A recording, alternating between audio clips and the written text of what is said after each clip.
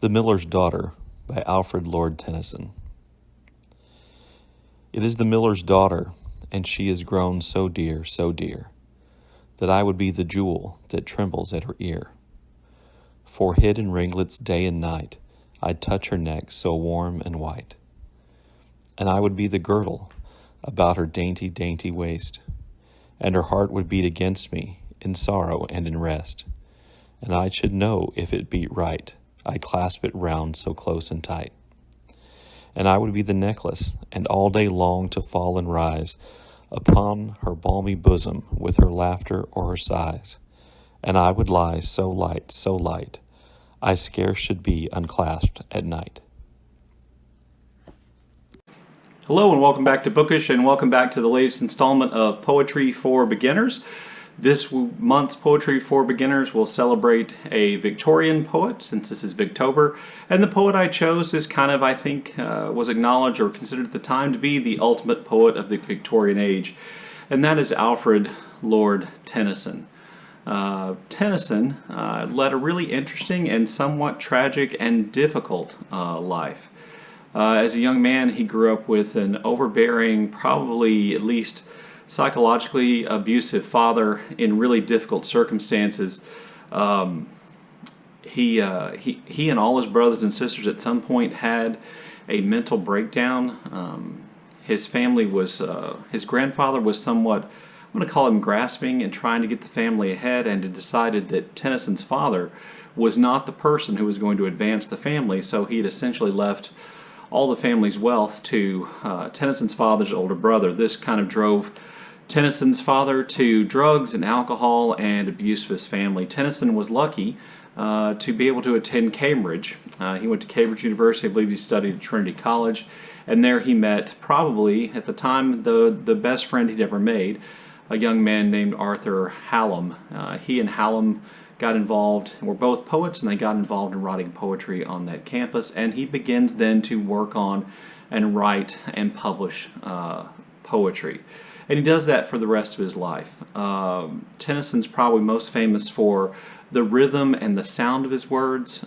This would be the thing that I think probably people most associate with Tennyson, and probably the areas in which critics think he was the best. At one time, Edgar Allan Poe wrote essentially that it's possible that Tennyson is the greatest of poets.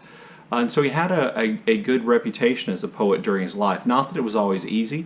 I believe his second volume of poetry was widely panned by critics. After that, he had a run of successes. He published a series of poems called In Memoriam, which at least have their base in the grief over his death, over the death of Arthur Hallam, his friend, and there are a number of those. I can't remember the number exactly. He wrote Morte d'Arthur, The Ideals of the King. I'm sure I'm leaving some out. Probably his most famous poem is The Charge of the Light Brigade, in which he essentially became fascinated with the heroic death, the almost suicidal choices that a group of brave soldiers took in what was a relatively unpopular war. One of the things about Tennyson that I found most interesting was that he continued to experiment with poetry and the kind of poems he wrote throughout his life.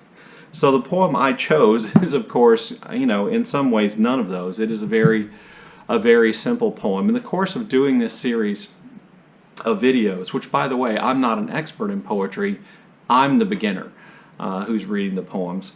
But in the course of doing these poems, I found that a kind of specific type of poem seems to speak to me more than others, and oftentimes there are poems having to do with things like relationships, father-daughter relationships, man and wife relationships, etc. And I'm sure if you watched this far, you saw the beginning of the poem where I read the poem, The Miller's Daughter. And, this is a fairly straightforward poem, and maybe that's why I liked it, that the topic and subject is really relatively simple.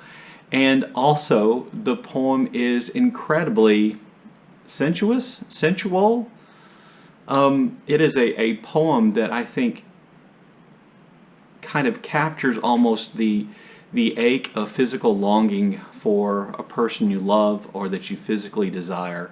And as somewhat uncomfortable as that topic is, this poem really was just immediately when I read it, and I read probably 20 all are part of 20 of Tennyson's poems. So find that poem that just said, yes, this is the one. And as soon as I read the opening stanza of this poem, I said, this is the poem for me. That sense of wanting to touch the person that you're enamored with, that you're in love with, that you desire, is so powerful in this. You know, Tennyson starts off by essentially saying, you know, that he would like to be the jewel in the miller's daughter's ear, so he could hang and touch her warm white neck. Notice, and I think in this situation, notice that he describes her neck not as soft white neck, which I almost felt like I anticipated as reading the poem, but warm white neck. That's a far more, you know, physical, sensual sensation, that sensation of warmth, I believe. And so there's something fundamentally more human about it, and there's heat in it, there's more passion in it. In the next stanza, he essentially wishes to be her girdle. Now, I know girdle is just something that women of the time period wore around their waist and their torso, but I mean, how intimate is that? That he's talking about being her girdle and, you know, encircling her and essentially, you know, holding her so tight that he can feel her heartbeat, and he would know if her heart was beating properly. I don't know if he means her heart was beating in the way a heart should beat, or if he means her heart were beating for him, or if he means that her heart rate would pick up if he held her in this way. But it's just so intimate and physical that I was really struck by it. And then in the final set, he wants to be a necklace hanging around her neck, so that he can rise and fall with her breath, rise and fall on her bosom, her balmy bosom, with her breath as she breathes in and out. And then he kind of closes it with this idea that despite, you know, this need to physically touch her, to be present, to be in physical contact with this girl, that his touch would be so light that she would never necessarily want us to be separated from him, that he would be like a necklace whose touch on your skin is so light that you would never unclasp it. I just really like this poem, and you know, it certainly reminds me of love and youth and desire and not youth and desire, and just that kind of physical need for another human being. Anyway, hope that wasn't too awkward or uncomfortable. I really like this poem. Look forward to your comments in the comment section below, and as always, thank you for watching.